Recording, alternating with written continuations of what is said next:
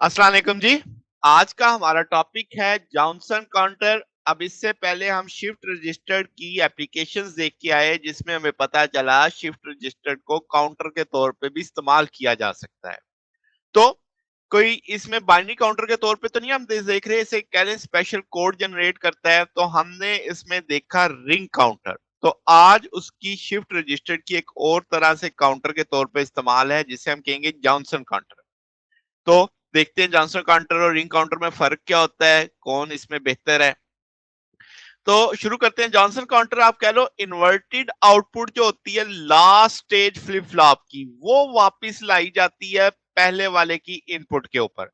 अब ring counter में क्या था, वो इन्वर्टेड नहीं थी, वो सादा जो आउटपुट थी वो वापस लाते थे फर्स्ट फ्लिप फ्लॉप पे। मगर अब फर्क सिर्फ क्या आ गया इन्वर्टेड का, कि इन्वर्टेड जो आपकी आउटपुट आती है फ्लिप फ्लॉप की वो वापस लानी है फर्स्ट स्टेज वाले फ्लिप फ्लॉप पे।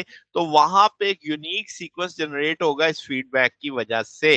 वो हम इसे कहेंगे कि वो जो एक सीक्वेंस है उसे हम देखेंगे जॉनसन काउंटर के तौर पे। तो हम कह सकते हैं कि जॉनसन काउंटर बिल्कुल उसी तरह ही है जैसे रिंग काउंटर है। तो हम इसे ट्विस्टेड रिंग काउंटर भी कहते हैं। तो आप इसे स्विच टेल रिंग काउंटर भी बोलते हैं। अब होता क्या है, जैसे मैंने पहले बताया कि जो कनेक्शन है वो आपके पास कंप्लीमेंट्री टर्मिनल, ये जो क्यू बार देख रहे हैं ये वापस जा रहा है इसकी इनपुट के ऊपर। रिंग काउंटर में ये क्यू जा रहा था यहां से वापस, अब ये क्यू बार जा रहा है वापस यहाँ पे। तो हम कहेंगे कि ये जो कंप्लीमेंट्री टर्मिनल होगा इनपुट पे आएगा। तो आउटपुट जो आप मेजर करोगे लास्ट या यानी ट्रेल स्टेज की, वो आपके पास स्विच ट्रेल रिंग काउंटर कहलाएगी। ठीक होगी बात। अब मेन एडवांटेज इसका यही है कि इस टाइप के काउंटर में आपको सिर्फ आधे नंबर ऑफ फ्लिप फ्लॉप चाहिए as compare to ring counter. मतलब कि जो आपका मॉड्यूल नंबर होगा वो आधा रह जाएगा। अगर आप एन बिट या एन स्टेज के लिए जॉनसन काउंटर बनाना चाहते हैं, सर्कुलेट वहां पे बिट को सर्कुलेट करना चाहते हैं, तो आपके पास वो जो काउंट सीक्वेंस देगा वो टू एन डिफरेंट स्टेट का देगा। बात समझ आई, यानी डबल होगी एक तरह से स्टेज। तो आप कह सकते हो कि आप इसे मॉड टू एन काउंटर कह सकते हैं, यानी जितनी आपके पास जो इनपुट आपके पास एन बिट स्टेज है उसका डबल ये आपको उसकी स्टेट्स रिप्रेजेंट करके देगा।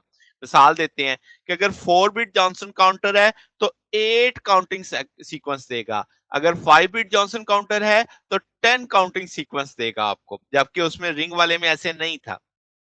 अच्छा, तो अब आपके पास 3 बिट जॉनसन काउंटर की मिसाल लेके चलते हैं। लेट्स से हमारे पास 3 बिट है तो इसका मतलब 6 आपके काउंटिंग सीक्वेंस इसको देने चाहिए। तो हम कहेंगे कि आपके पास इसमें इनवर्स लेवल जो आपके पास क्यूब नॉट है वो आपने वापस डी पे ले आए हैं, वापस उसे क्यू टू के पे दे दिया है। ठीक है, तो जॉनसन काउंटर ऑपरेट करेगा, हम कह सकते हैं कि हर जो पॉजिटिव एड ट्रिगर आएगा उस पे आपके पास जो लेवल है वो शिफ्ट करता जाएगा, क्यू टू से क्यू वन, क्यू वन से क्यू नॉट, फिर वो वापस आएगा। ठीक है, उसकी जो इनवर्स होगी वो वापस आ जाएगी किसके ऊपर, क्यू नॉट के ऊपर। तो इस आइडिया को लेके हम कह सकते हैं तमाम फ्लिप फ्लॉप इनिशियली किस पे मानो जीरो पे, जैसे ये देखते हैं जीरो क्लॉक पल्स पे ये बिल्कुल जीरो पे है।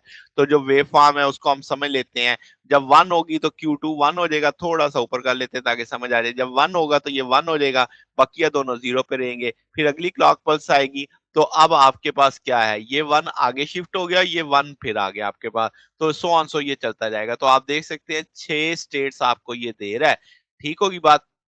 तो इस तरीके से वेव फॉर्म है कि हर क्लॉक पल्स के साथ आपको वहां पे मिल रहा है, ये वन चलता जा रहा है। आप इस चार्ट से बड़े अच्छे से समझ सकते हैं कि 0 0 0, फिर आपके पास 1 0 0, फिर 1 1 0, फिर 1 1 1, फिर 0 1 1, फिर 0 0 1, और फिर इस तरीके से। तो ये आपके पास एक कोडिंग आ गई है खास किस्म की। इस तरह आप कह सकते हैं कि इसकी इंपॉर्टेंस क्या है, कि जो आपका काउंटर है उसकी 6 डिस्टेंस स्टेट है, 3 आपके पास उसमें, यानी आपके पास कह लो कि स्टेजेस हैं। तो 0 0 ये मैंने सारी लिख दी। तो आप कहेंगे जब ये रिपीट करेगा, यानी 6 पे आपको ये रिपीट करता हुआ दिख रहा है, तो आपके पास इसका जो मॉड 6 काउंटर हम इसे बोल सकते हैं। तो यानी है वो 3 स्टेजेस मगर मॉड 6 टू एन वाली बात होगी ना। तो ये नॉर्मल बाइनरी सीक्वेंस नहीं है, इसका अपना एक कोड कह लें, आप कह सकते हैं। तो जो वेव फॉर्म है फ्लिप फ्लॉप की, हम कहेंगे कि उसकी स्केल में 50% ड्यूटी साइकिल है, कि 1/6 फ्रीक्वेंसी ऑफ क्लॉक के ऊपर उसकी वेव फॉर्म शिफ्ट कर रही है। तो एडिशन में हम कह सकते हैं कि जो वेव फॉर्म है शिफ्ट करती है क्लॉक पल्स पे period with respect to each other. तो वो तो आपने यहाँ पे देखा with respect to each other, तो वो एक एक के साथ ही चल रही है। अच्छा, तो अब अगर इसकी डिकोडिंग कैसे करेंगे? हमें ज़ाहिर है उसने तो अपना एक मखसूस किस्म का कोड पैदा किया, तो हमें कैसे पता चलेगा? तो गिवन मॉड नंबर के लिए हम कहेंगे कि जॉनसन काउंटर को रिक्वायर होंगे 1 half number of flip flop, ठीक है? तो आपके पास रिंग काउंटर के लिहाज से अगर हम देखें, तो आप कह सकते हैं कि जॉनसन काउंटर को डिकोडिंग के लिए गेट्स चाहिए होंगे, जो रिंग काउंटर में नहीं चाहिए थे। तो आप एक तरह से ड्रॉबैक कह सकते हैं इसका। तो बाइनरी काउंटर जो आपके पास होगा उसमें जिसमें जॉनसन काउंटर आप यूज करेंगे एज वन लॉजिक गेट के तौर पे, तो उसे डिकोड करना होगा काउंट के लिए।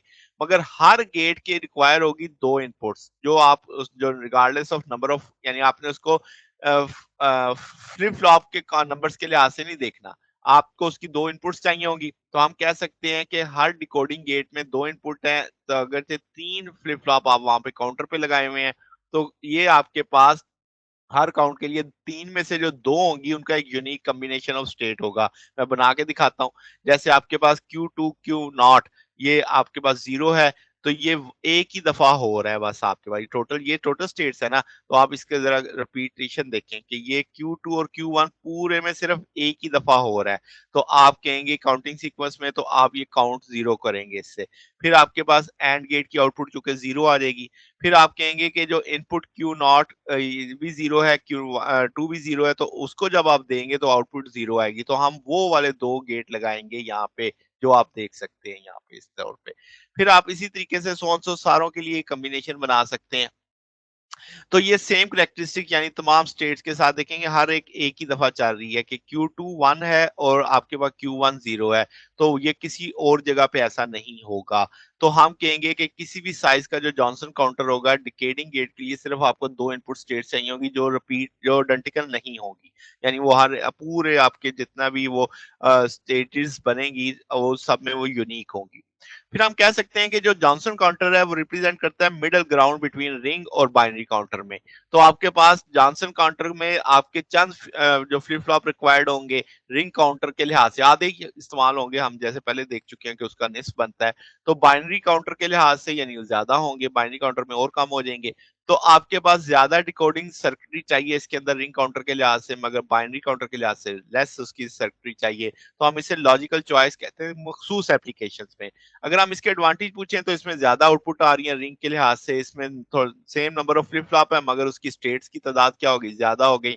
फिर आपके पास डाटा कंटिन्यूस लूप में चल रहा है आपके पास, इसमें आप कह सकते हैं कि ज्यादा स्टेट्स अनयूटिलाइज रहती हैं उन स्टेट्स के लिहाज से जो यूटिलाइज आप कर रहे हैं। फिर आपके पास ये बाइनरी सीक्वेंस में काउंट नहीं कर रहा, ये इसका एक डिसएडवांटेज है। तो ये हमारे पास आज का टॉपिक था। अगर आपको इसमें कोई बात पूछनी हो, डाउट हो, तो नीचे कमेंट्स में पूछ सकते हैं। वीडियो अच्छी लगी हो तो वीडियो को लाइक कीजिएगा, दोस्तों के साथ शेयर कीजिएगा, चैनल को सब्सक्राइब कर दीजिएगा। अब तक के लिए इतना ही, बकिया इंशाल्लाह फिर नेक्स्ट देखेंगे। ओके, अल्लाह हाफिज।